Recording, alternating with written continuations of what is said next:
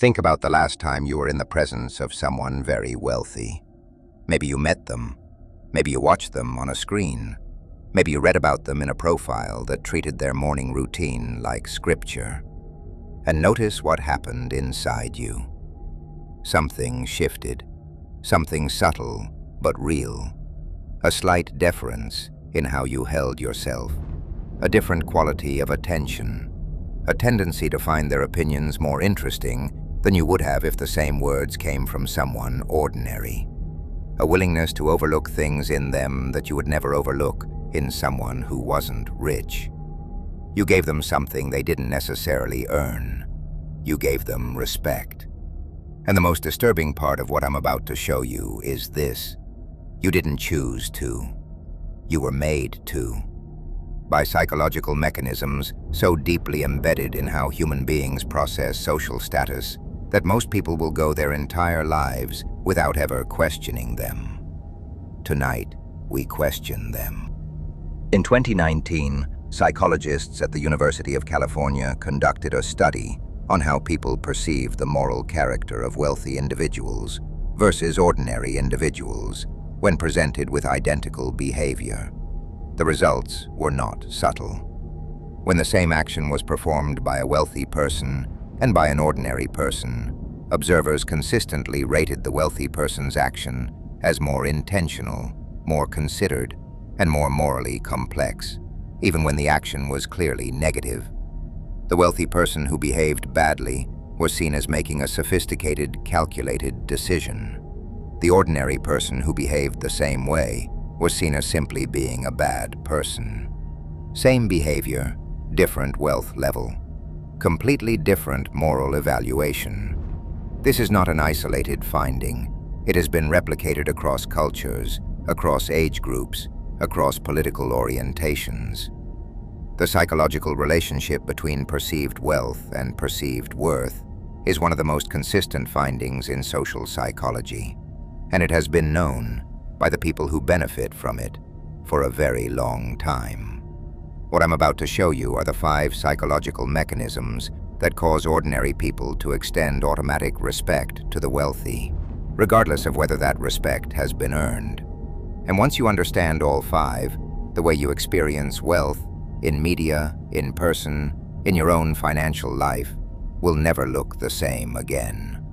Stay with me, because the 5th mechanism is the one that operates so deep, most people resist believing it exists, even after they understand it intellectually. The first mechanism was identified over 100 years ago by psychologist Edward Thorndike. He called it the halo effect. Here is what it describes. When we perceive one strongly positive characteristic in a person, our brain automatically and unconsciously extends that positive perception to their other characteristics, even characteristics that are completely unrelated to the first. In Thorndike's original military experiments, officers who rated their soldiers as physically attractive also rated them as more intelligent, more disciplined, and more morally upstanding, despite having no evidence for any of these additional assessments. The single positive trait created a halo that illuminated everything else. Now apply this to wealth. Wealth is perceived as a strongly positive characteristic in modern society. It signals success. It signals capability. It signals that the market, that supposed objective arbiter of value, has evaluated this person and found them worthy of reward. And so the halo extends. The wealthy person must be intelligent, otherwise how did they get rich? They must be disciplined, otherwise how did they sustain it? They must have good judgment, otherwise how did they navigate the complexity of accumulating that much? They must have something worth listening to, otherwise why would they have been rewarded so substantially? None of these conclusions follow logically from the fact of wealth alone. Wealth can be inherited. It can be accumulated through exploitation. It can be the product of being in the right place at the right moment, with the right connections, rather than the right character. It can be maintained through systems and structures that have nothing to do with the ongoing virtue of its holder. But the halo effect does not evaluate sources of wealth. It responds to the presence of wealth as a signal and extends its glow automatically. This is why the billionaire's opinion on health, on politics, on relationships, on child rearing is treated as inherently more interesting than the same opinion from a teacher or a nurse or a factory worker. It is not because the billionaire has demonstrably more wisdom in these areas. It is because the halo of their financial success illuminates everything they touch with borrowed credibility. And the wealthy know this. The truly sophisticated wealthy person uses this effect deliberately. They speak on topics far outside their expertise with the calm authority the halo provides. They are invited onto platforms because their wealth makes their opinions seem weightier. They collect the credibility the halo generates and deploy it in domains where they have no legitimate claim to it. The halo effect is not a minor cognitive quirk. It is a systematic transfer of unearned credibility from the domain of financial success to every other domain of human judgment. The second mechanism goes deeper than psychology. It goes into evolutionary biology. For most of human history, the vast majority of the 200,000 years our species has existed, access to resources was the most reliable signal of survival fitness. The individual who controlled more food, more territory, more protection, was objectively more likely to survive and to protect those around them. Deference to resource-rich individuals was therefore adaptive. Aligning yourself with the most resourced person in your social group increased your access to those resources and improved your survival odds. Resisting or challenging the most resourced person risked exclusion from the group and the protections it provided. This is not ancient history in the context of evolution. 200,000 years is not long enough for natural selection to rewire the fundamental architecture of human social behavior. The instinct to defer to the resource-rich, to orient toward them, to find them compelling, to grant them status automatically, is still present in the modern human brain, operating in a world the brain was not designed for. When you feel that subtle shift in your behavior in the presence of wealth, when you find yourself listening more carefully, holding yourself slightly differently, moderating your disagreement, that is not a conscious choice. That is a survival instinct that has not yet received the memo that the game has changed. The memo being, in modern society, the resource-rich individual is not necessarily your protector. In many cases, they are the entity extracting value from you. The evolutionary deference that served your ancestors is being harvested in a context where it actively works against your interests. The people who understand this, the genuinely sophisticated wealthy who have studied how power operates, know that the evolutionary deference exists and know how to cultivate it. They dress in ways that signal resource abundance. They surround themselves with visual markers of wealth. They move with the calm authority of someone who has never had to fight for resources, because the evolutionary deference it triggers is free credibility and free compliance from everyone around them. Your ancestral brain is being played by people who understand it better than you do. The third mechanism is perhaps the most psychologically painful to confront, because it implicates not just how we see rich people, but how we see ourselves. It is called the just world fallacy, and it describes the deep human need to believe that the world is fundamentally fair, that people get what they deserve, that outcomes reflect inputs, that success is earned and failure is merited. This belief is not a conscious philosophical position for most people. It is an emotional need. The alternative, that outcomes are substantially random, that success and failure are heavily influenced by circumstances of birth, geography, timing, and luck, is psychologically destabilizing in a way that most people cannot sustain. So the brain constructs a narrative in which wealthy people are wealthy because they deserve to be. in which their success reflects their virtue, in which their financial position is evidence of their character. This narrative requires no evidence. It is maintained by selective attention, noticing the hard work of the successful and ignoring the equally hard work of the unsuccessful. It is maintained by attribution bias, crediting the wealthy person's success to their internal qualities and the poor person's failure to their internal failings. And the consequence for how you treat wealthy people is profound. If a wealthy person is wealthy because they deserve to be, then their opinions carry the weight of demonstrated wisdom. Their choices reflect values worth emulating. Their presence deserves a quality of attention proportional to their demonstrated worth. The just world fallacy makes you treat wealth as moral evidence, as proof of virtue, as a credential that extends across all domains. Because if the world is just, the person who succeeded financially must have done something right, and probably many things right, that you could learn from. This is precisely why the wealthy can behave in ways that would destroy the reputation of an ordinary person and survive it. Because the just world fallacy makes observers work very hard to find explanations that preserve the wealthy person's fundamental deservingness. The billionaire who behaves badly must have had good reasons, must have seen something we didn't, must have been making a difficult decision that required a compromise of the usual rules. The just world fallacy is an engine of forgiveness for the wealthy and an engine of judgment for the poor, and it operates entirely beneath the level of conscious awareness in most people, most of the time. The fourth mechanism is social proof, and in the context of wealth, it operates at a scale that makes individual resistance nearly impossible. Social proof is the psychological tendency to look to the behavior and judgments of others to determine what is correct, valuable, or worthy of attention. In conditions of uncertainty, which describes most of the complex social and financial decisions we make, we use other people's responses as information about how we should respond. In small social groups, this is a reasonable heuristic.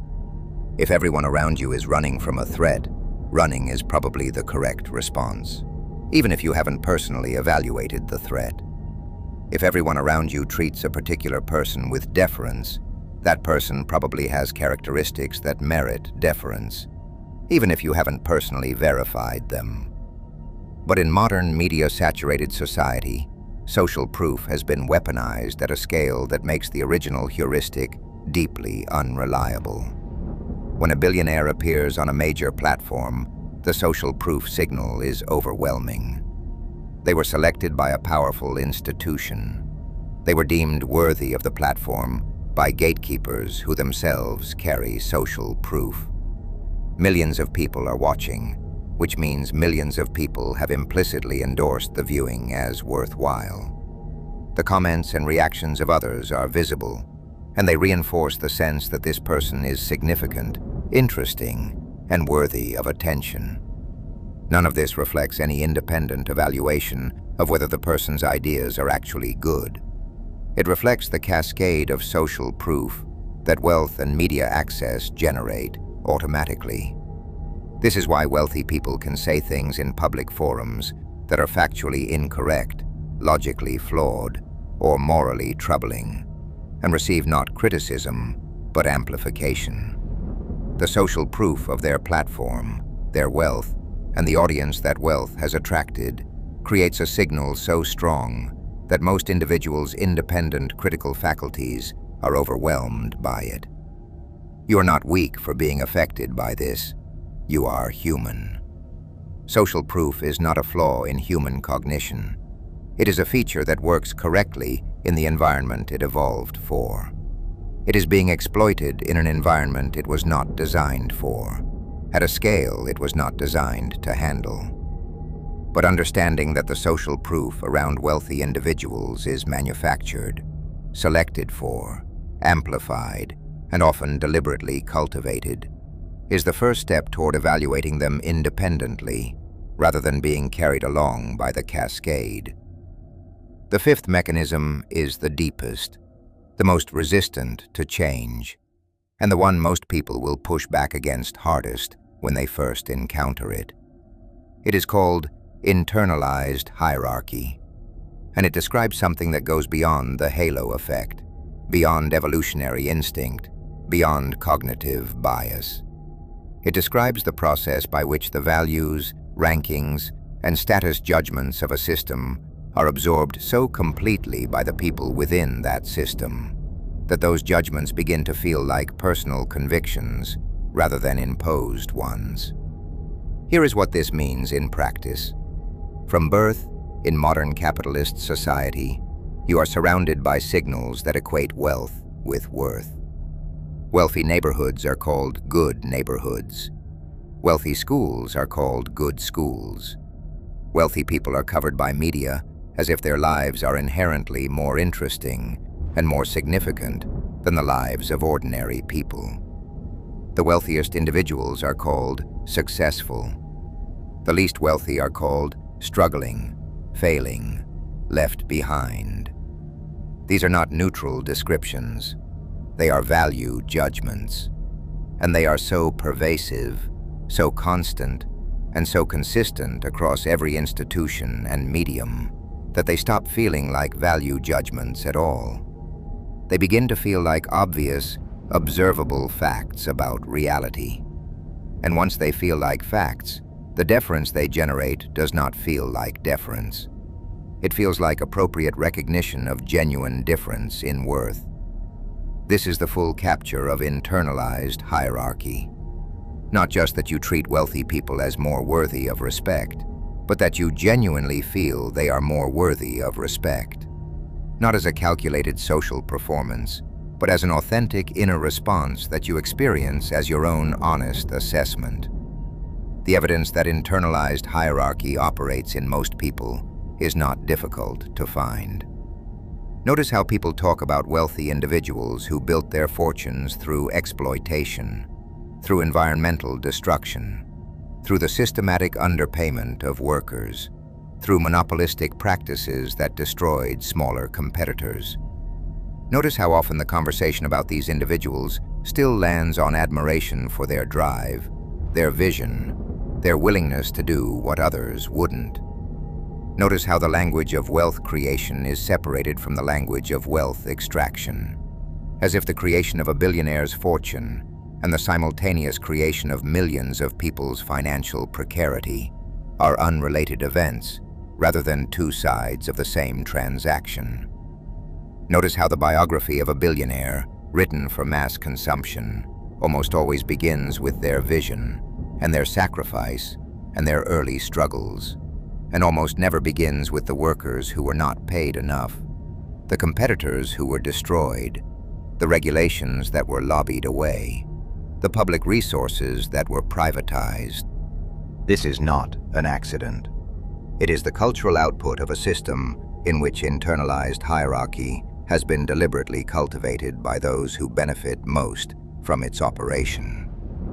The wealthy do not just benefit from the halo effect, from evolutionary deference, from the just world fallacy, from manufactured social proof. They benefit from a deeper architecture, a cultural environment that has been shaped over generations to make the respect you give them feel like your own free choice rather than a conditioned response. Understanding these 5 mechanisms is not an invitation to blanket contempt for wealthy people. Some wealthy individuals have genuinely earned respect through genuine value creation, genuine innovation, genuine service to the people around them. The point is not that wealthy people don't deserve respect. The point is that the respect you give them should be the product of your own evaluation, not the automatic output of 5 psychological mechanisms that were installed in you by a system that benefits from your deference. Because the financial consequences of unexamined deference to wealth are real and significant. When you automatically trust financial advice from a wealthy person without evaluating whether their wealth came from following that advice, or from inheriting money, or from luck, or from exploitation, You make financial decisions based on false authority. When you automatically extend the halo of financial success to cover a wealthy person's opinions on politics, on economics, on social policy, you allow people who have a direct financial interest in specific policy outcomes to shape your political beliefs through the borrowed credibility of their bank balance.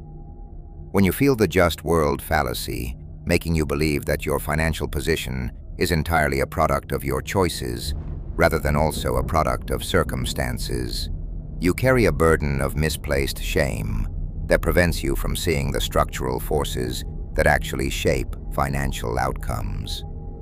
The 5 mechanisms examined in this video are not abstract psychological curiosities. They are the operating system of a social hierarchy that maintains itself, in part, through the willing participation of the people it disadvantages. The next time you feel that shift, that slight involuntary deference in the presence of wealth, that extra quality of attention, that willingness to give the benefit of the doubt you wouldn't extend to an ordinary person, pause. Name what is happening. Is this the halo effect, extending credibility from one domain to another, where it was never earned? Is this evolutionary deference to resource abundance that no longer serves your interests? Is this the just world fallacy protecting you from the discomfort of an unfair reality? Is this social proof manufactured at a scale your critical faculties were not designed to resist? Is this internalized hierarchy making a conditioned response feel like a personal conviction? You do not have to stop the feeling. You cannot simply decide to stop the feeling. The mechanisms are real, and they will continue to operate. But you can stop the feeling from becoming unexamined action. You can pause between the automatic respect and the behavior that follows from it. You can ask whether this person has earned what you are about to give them. You can evaluate rather than defer. That pause, small as it sounds, is the difference between being a participant in a system and being a conscious observer of it. Subscribe, because every video on this channel is designed to create that pause. And leave a comment telling me, who is the wealthiest person you have given respect to that you now suspect you gave it to automatically rather than by choice? You don't have to name them, but I guarantee the name came to mind immediately.